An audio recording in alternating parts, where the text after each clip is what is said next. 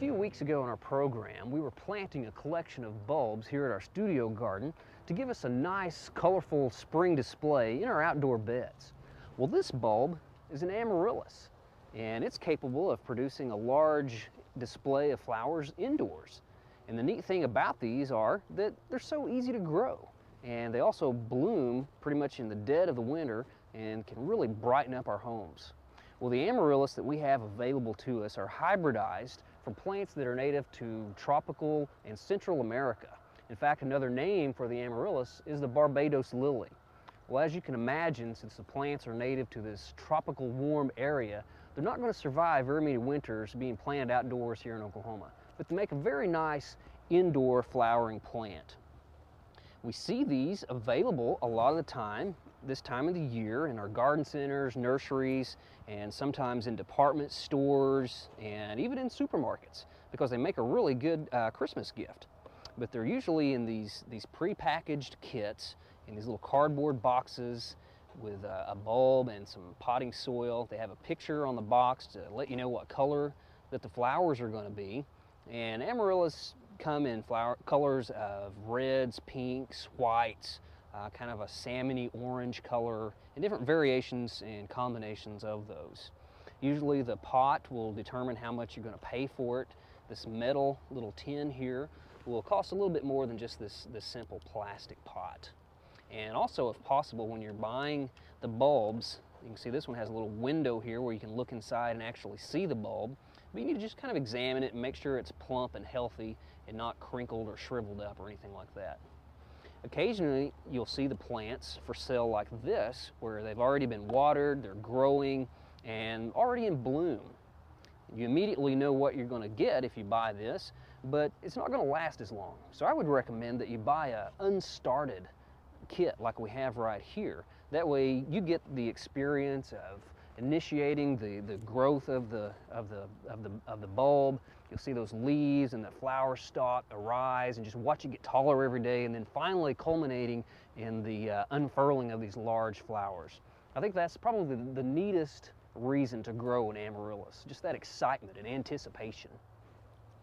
Well, in their native habitat, these are going to bloom in the late spring, early summer, but the bulbs that we have here have been preconditioned. They will bloom in about 5 or 6 weeks after they start growing. And all you need to do to get them to start growing is add water. So literally, all you have to do is add water to the bulb and initiate the roots to growing, and we'll create a nice display for you. Now, the first initial watering, you'll want to water it thoroughly to make sure you get it soaked and make sure you get all this peat moss wet, because sometimes it has a tendency to repel water if it's very, very dry. And then you want to just kind of water sparingly after that until it starts to really get growing. Then you'll water it more. The pots can then be set in a bright light location at a temperature of about 65 to 70 degrees, and they should bloom in no time at all. One little trick that I do to get the individual flowers to last a little bit longer is to remove the anther sacs. You can see here that these anther sacs are producing a lot of pollen, and the reason I pinch those off is to keep the pollen from making its way down here to the stigma and pollinating the flower, because once that happens, it'll start making seeds, and it won't put any more energy into the flower. It'll concentrate all of its energy into the seed production, and it'll just make the flowers last just a little bit longer. Well, you may be wondering what you can do with your Amaryllis bulb after it finishes flowering and whether or not they will bloom again the next year. Well, the answer is it is possible to get them to bloom again the next year, and the steps you would want to take to ensure that that will happen would be to come in and immediately after the last flower fades and drops away, and cut away the flowering stalk down here at the base, give it a light fertilization, and then pretty much treat it as a house plant the rest of the winter. Leave it in a bright light location, monitor its water needs, and then in the late spring, when the temperature warms up enough, you can move them outdoors. Some people like to take the bulbs out of the pot and plant them directly in the ground, but I recommend just leaving them in a plastic pot and planting the whole thing in the ground. In nature, the mechanism that triggers them to bloom again is a dormant dry season. So to imitate that, about the 1st of September, just go out in the garden, dig up the plant, bulb and all, and then just lay it on its side somewhere so you won't water it.